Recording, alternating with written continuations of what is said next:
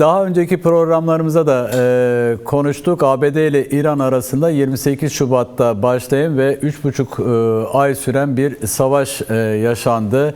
İsrail de dahil oldu bu savaşa.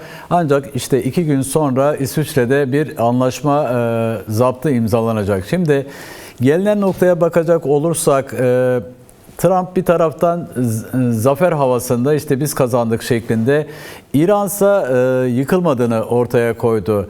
Analistler de bunun tam tersini söylüyor. Trump'ın tam tersini söylüyor. Buradan başlayacak olursak, yani esas yıkımın halkların yaşadığı gerçeği ortadayken bu açıklamalara neler söyleyeceksiniz? İlişkin neler söyleyeceksiniz? Sizin bu sorunuz çok önemli soru. Evet. Bana göre sizinle daha önce de konuşmuştuk. Bu savaş genelde geçen sene başlamış. Biz birinci yılını bitirdik. İlk savaş 12 gün sürdü. Bu ikinci savaş 39 gün ya 40 gün sürdü. Sonra sizin dediğiniz gibi bu savaşın 3 yanı var. Biri İsrail, biri ABD, biri İran. Şimdi İran, ABD sadece anlaşma yapıyor. Ama bu anlaşmanın içinde Lübnan da var. Yani ABD kabul etmiş ki İran'ın istediği üzerinde İsrail'in savaşı Lübnan'da da bitsin, İsrail Lübnan'dan çıksın, Hezbollah ile savaşmasın. Ama biz görüyoruz ki size söylediğiniz gibi Netanyahu söylemiş ki biz Lübnan'dan çıkmayacağız. Bu nasıl oluyor? Bu nasıl anlaşma? Savaşa girende 3 hükümet ama barışa girende 2 hükümet. Bunu gösteriyor ki ilki bize bu anlaşma uzun sürmeyecek. Yani bu anlaşmanın o söylediğinizlerin sizin daha 14 maddelik bir bildiri var. Evet. Daha önce çıkmış ama şu anda biz Cumhuriyetçilere baksak, Demokratlara baksak Amerika'da söylüyorlar ki bu anlaşma gizli bir anlaşma. Yani bu en önde gelen biri bu Körfez Hormuz boğazı açılsın. Tamam. İkincisi bu da ki İran'a 10-15 milyar dolar para ödensin. Sonra da İran 300 milyarda yakın hasar görmüş.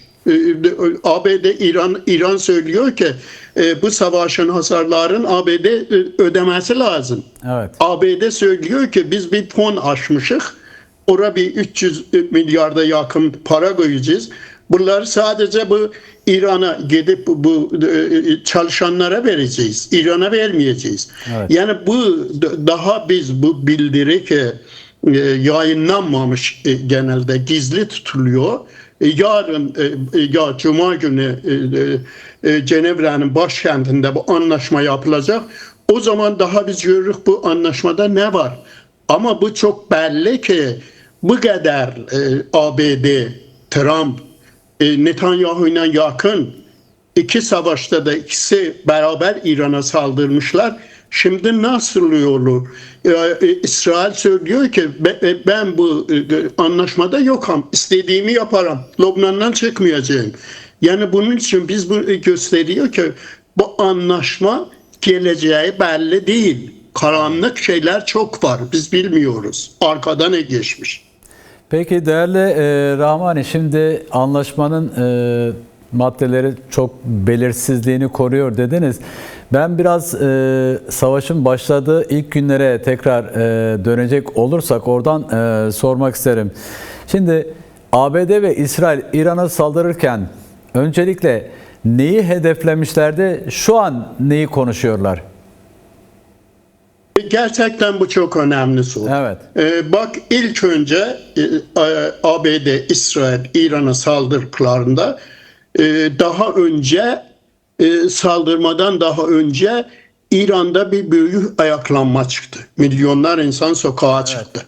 Bu sokağa çıktığında halk her zaman gibi 47 sene diyelim Mehsa döneminde, Jenjiyan Azadi döneminde daha önceler 47 senede İran'ın işçileri, İran'ın halkı, kadınlar, öğrenciler hükümete karşı İran'da beklemiyordular Amerika gelsin bunlara yardım etsin, İsrail yardım etsin. Sonra ama bu ayaklanmada Trump kaç defa söyledi bizim yardımlarımız yolda. Netanyahu söyledi. Musad bir bildiri yayınladı. Sonra dediler ki bu Rıza Pahlavi'ye İsrail dediğine göre Rıza Pahlavi'ni İran hükümetinin karşısında hükümete getireceğiz. Ama ne oldu o zaman? Cumhuriyet İslamı, İran pastorları, İran polisi sokaklarda 10 binler kişini öldürdü. Bu yardım ne oldu? Savaş başladı. Bu savaş başladıktan sonra bunlar öyle düşünüyorlar ki İran hükümeti 2 hafta, 3 hafta, 1 ay içinde çökecek. İran hükümeti çökmedi. Sonra da ABD mecburen başladı savaşı bitirmeye. İran'la anlaşma yapmaya. Yani bunun üzerinde biz öyle bir söylesek ki bunların ABD'nin düşüncesi, İsrail'in düşüncesi, Şahyanlıların düşüncesi, bu onların yanlıları da olsaydı İran'da Şah yanlısı diyelim, İsrail yanlısı, Trump yanlısı, bunların hepsini gönderdiler cehenneme. Yani evet. İslam Cumhuriyeti bunlar sokaklarda öldürdü. Sonra da savaş başladıktan sonra İran'a 300 milyarda yakın hisar verilmiş. 130 bin ev yıkılmış. 4-5 bin insan ölmüş. Evet. Şimdi bu savaştan sonra şimdiye kadar 4 milyon işçi işten atılmış. Fabrikalar çalışmıyor, bilmem maaşları veremiyorlar. Zam gelmiş diyelim domates, yumurta falan hepsine %200 zam gelmiş. Evet. Trump'ın, Netanyahu'nun, Rıza Pahlavi'nin yardımı halka bunlar. Peki ona göre bu savaşın hiçbir kazananı yok. Evet. Ama kaybedenleri İran halkı, evet. işçiler. Peki şimdi tekrar başa dönecek olursak, siz de belirttiniz, bu yılın başlarında toplumsal bir mücadele gelişmişti. Milyonlarca insan sokaklardaydı ve rejimin en korktuğu durum da buydu. Toplumsal tepkiydi. Ardından ABD'nin, İsrail'in İran'a saldırması İran rejimini bu anlamda nefes mi aldırdı? Yani bu şekilde yorumlayabilir miyiz? Tabii ben sizin bu sorunuza katılıyorum. Evet. Bunlar öyle düşünüyordu, hükümet yıkılacak. Diyelim Hamene'yi öldürdüler, İran'ın evet. lideri. Evet. 40'a yakın politikacılar, militer başkanlarını öldürdüler. Ama şimdi İran hükümeti çok güçlü olmuş. Şimdi tam güç Spahpaslarının elinde, devrim muhafızlarının elinde. Bu günlerde siz İran'a baksanız her gün İran'da tutukluları asmışlar. Her gün. Ne Trump, ne Rıza Pahlavi, ne Netanyahu hiçbir şey söylememişler. Daha önceden de Trump şimdi de söylüyor, bize önemli değil İran'da ne olur, hangi hükümet var. O önemli bu ki hükümet bizimle anlaşsın. Yani bunun için bu tam İran halkının zararına hükümet güçlü çıkmış. Yani bu savaşa baktığımızda İran hükümeti daha önceden bana göre güçlü çıkmış. Daha önce çeşitli düşünceler var idi. En sözü herkes birbirine çeşitli hükümetin içinde olanlara karşı oluyordular. Hamenei son sözü söylüyordu. Şimdi son sözü ne Hamenei? Devrim muhafızlığı söylüyor. Evet. Onun için asma, tutuklama, sansür, açlık, yoksulluk, işsizlik İran'da daha zor olmuş bugün. Bu savaştan İran halkı bir yarar görmedi. Trump'dan yardım görmedi. Yardım da beklemiyordular. Bu açık diyelim, bu savaş İran halkına karşıydı. İran hükümetine karşı değildi. Peki son bir sorum daha olacak değerli Rahmani, zamanınızı alıyorum ama şimdi savaşın başladığı ilk günlerde ABD ve İsrail'in saldırılarında öncelikle işte İran'daki yöneticiler hedef alındı, bir öldürüldüler. Hamenei de bunların arasındaydı. Şimdi Hamaney'in yerine oğlu Müşteba Hamaney getirildi ve o esnada da Trump bir açıklama yaptı ve işte istediğimiz değişiklik oldu, rejim değişikliği şeklinde yorumladı Müşteba Hamaney'in başa gelmesini. Nasıl algılamak, nasıl değerlendirmek lazım Trump'ın bu yaklaşımını? Bakın Trump o bir şey söylüyorlar. Trump kahvaltı yaptığında bir şey söylüyor.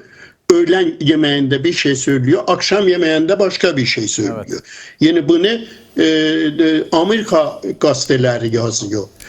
Bunun için Trump'ın söyledikleri hiç önemi yok. Trump diye biz birinci hükümeti yıktık, ikinci hükümeti yıktık. Şimdi üçüncü hükümet gelmiş. Bunlar iyi insanlar. Bunlarla evet, anlaşma yapmak istiyor. Ama İran'da hükümet çökmedi. Hükümet yerinde. Sadece başkanlardan Hamene'ye gitti, oğlu yerine gelmiş. Bunun oğlu Müşteba Hamene'yi şimdi biz bu 3 ay içinde bilmiyoruz. Bu ölü, diri, ne bundan bir ses çıkmış, ne resim çıkmış. Sadece devrim muhafızları yazılı bir bildiri yayınlıyor. Evet. Bu Müşteba Hamene'nin düşüncesi. Yani bu da aynı hükümet. Refik Düz kim bunlarla anlaşmalı? İran'ın meclis başkanı. Daha önce devrim muhafızlarının başkanlığına. Irak'ta kim? Bu 4 sene içinde İran'ın Dışişler Bakanlığı. Evet. Orada bir rejim değişmedi.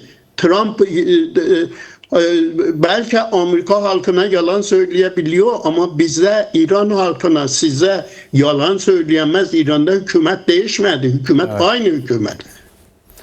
Peki, çok teşekkür ederim değerli Rabani. Kolay gelsin, iyi çalışmalar.